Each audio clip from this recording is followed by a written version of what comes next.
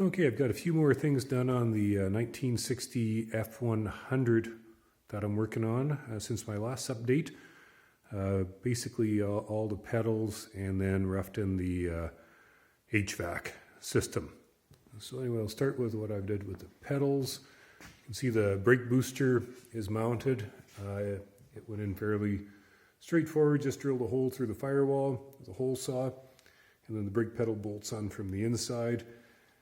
I'm going to cut a few more openings in there for the wiring and for the shifter cable and that type of stuff to go through, and then finish off the firewall with a piece of flat sheet metal, and then that'll fill in all those holes, weld that in and paint it, and I'll make that look a little bit better.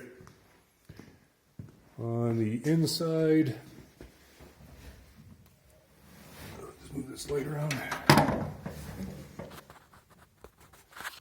As I mentioned, the brake pedal is pretty straightforward, just a hole saw to get the booster to come through the firewall, and 4 bolts that bolted in. The accelerator pedal, 2 went in relatively easily. I just fabricated a bracket of a piece of thick plastic. It's actually a plastic cutting board. It's nice and solid, and bolted onto the firewall with it. This is a 2011 Crown Victoria that it's being mounted on, this truck. So those are drive-by-wire cars, so the accelerator just plugs in. And also too, it power pedals on, so I kept that feature so both the gas and the brake will move forward and back. I think I've got them all the way to the firewall or all the way down right now, so it's giving me maximum room, but for shorter drivers they will move forward too.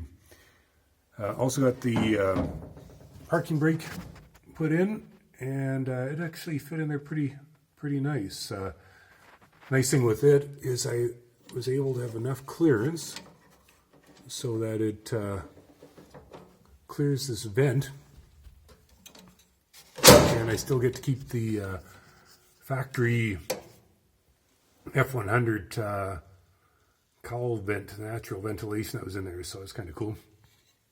To get the parking brake mounted in there, I used a piece of flat iron, fairly heavy flat. I think it's about 3/8 of an inch or something like that. Actually, it's the old brake pedal that I used out of the F100, cut off the pedal part and the pivot, and bolted it onto the Crown Vic parking brake unit, and it in turn bolts on with some blind fasteners right onto this panel here.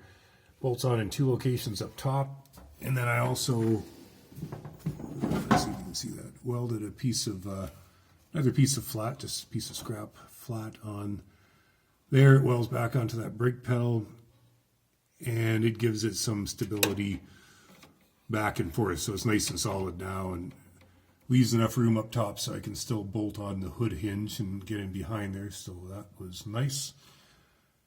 And that's about it for the pedals. They all seem to work out pretty good. Up under the hood, I had to fabricate a completely different system for putting in the air conditioning. On the Crown Victoria, originally the blower motor was mounted here. It blew through the air conditioning condenser and then back through the firewall into the heater box for distribution in the cab. That was all way too big to fit under the hood in this 1960. So I fabricated up a metal box where the air blows through. The blower motor is now mounted inside the vehicle, and I'll show that in a second. So the air from the blower motor comes through here, blows through this side, blows through the core, back in through there.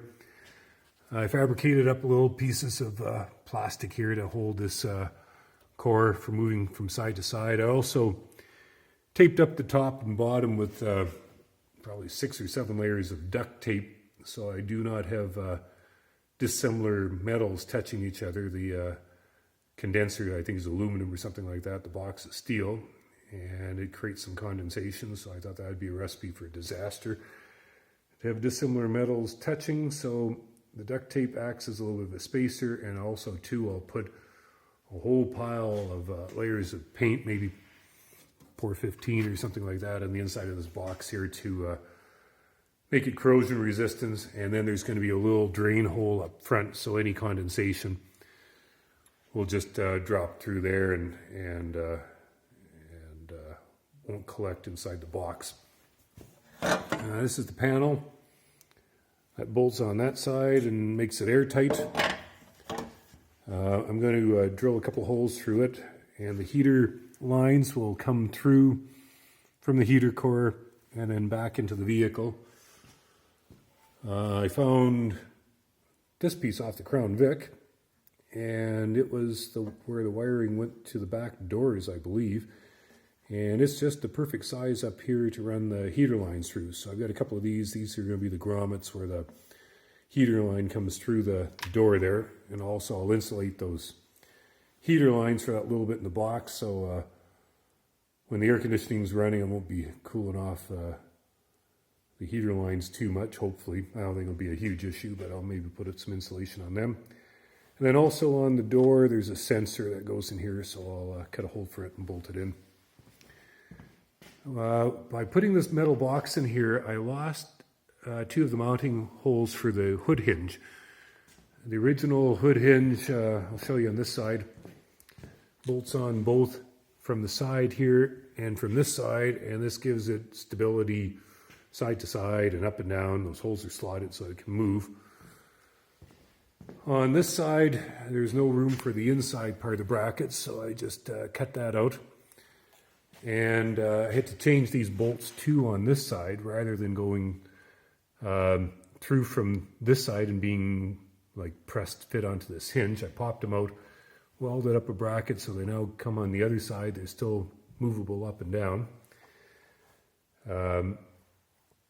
But I had to put that bracket in there because the blower motor is now hiding the accessibility from that side.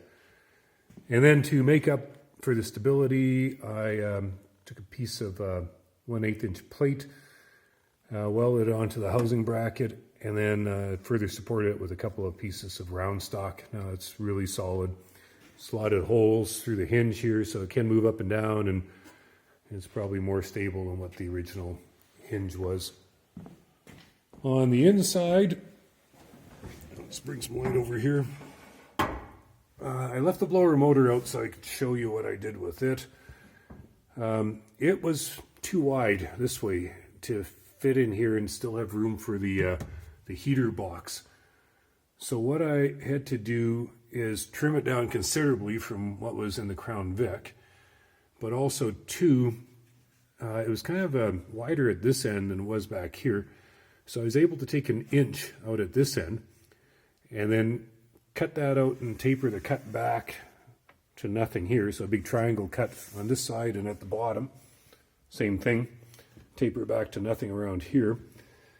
And then glue it up with some epoxy, and it seems to be nice and solid, and that made the box about 1 inch narrower, which allows me to bolt the whole thing up into there and have room.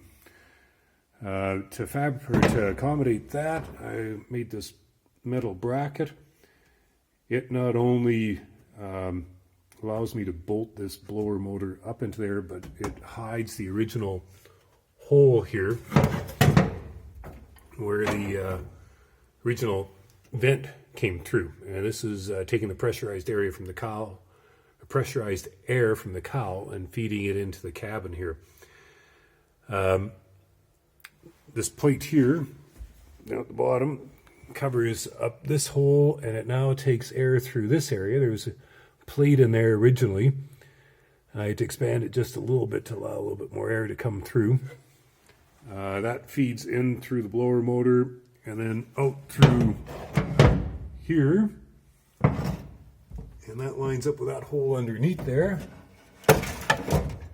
and goes into that box under the hood that I just showed you.